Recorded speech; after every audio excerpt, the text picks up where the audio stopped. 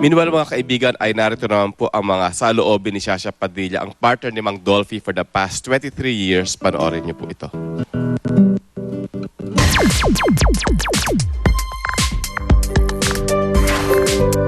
Kaya palagi namin sinasabi, love you, okay lang kami, huwag mo kami iintindihin.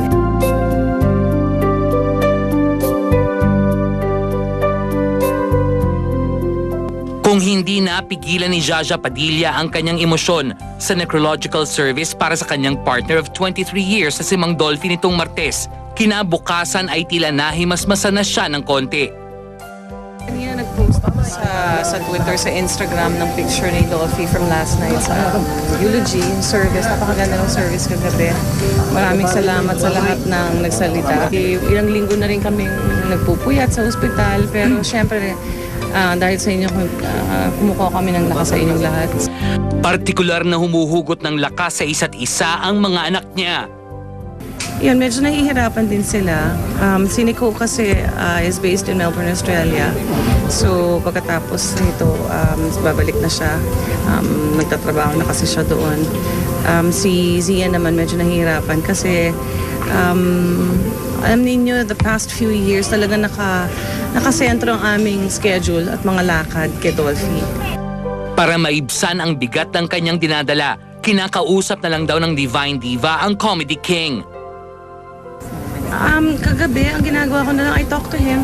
Good night, Lovey. Ganun pa rin. I know that yung pagkatao niya talaga, kaya nga hirap na hirap siya umalis sa mundo. Mahal na mahal niya kami talaga eh. Sobrang pagmamahal niya sa amin. He couldn't let go of us na iniisip niya talaga paano na kami. Palagi namin sinasabi, love you, okay lang kami. Huwag mo kami iintindihin. And I know that up there in heaven, you will guide us. Bago nalagutan ng hininga si Mang Dolphy, may sinabi ba ito sa kanya? Mama ko, ba't di mo sinabi yung words na I love you? Because he said it to me. Kasi wala nga siyang boses. Ang swerte ko kasi nakita ko pa yun. Nasabi ko, love you. Makulit ako sa kanya eh. Kinukulit ko siya palagi. Dahil ayaw niya nga nakikita kaming malungkot at umiiyak. So, palaging ganong tono. At muli, abot-abot ang pasasalamat ni Jaja sa lahat ng nag-alay ng panalangin at pagmamahal para sa hari ng komedya. Maraming salamat po sa inyo at sa pagpakita nyo ng pagmamahal kay Dolphy. Alam ko, marami akong messages na nakukuha na feeling ng karamihan para daw silang namatayan ng kamag-anak, ng ama, ng lolo, ng kapatid, ganyan. Nakakataba ng puso talaga na sobrang pagmamahal ang nararamdaman namin ngayon. Samantala, anong pakiramdam ni Jaja that in the end, Dolphy ended up with her?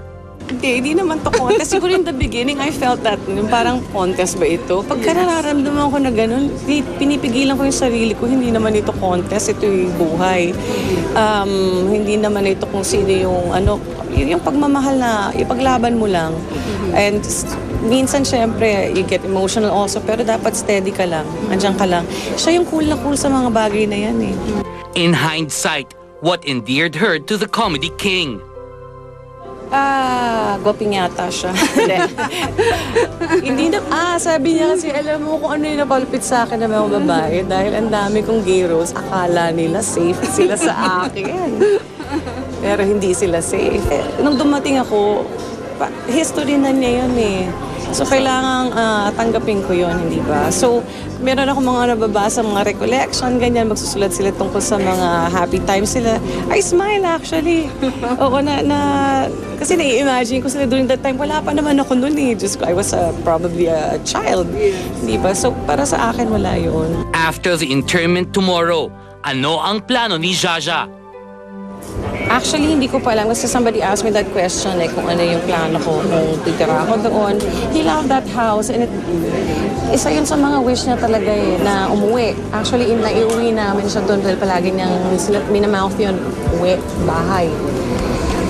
Hindi ko alam kung kailangan kasi pagdaanan ko talaga yung proseso. Hindi ko alam kung magiging madali para sa amin. Hindi ko alam kung kailangan namin lumipat.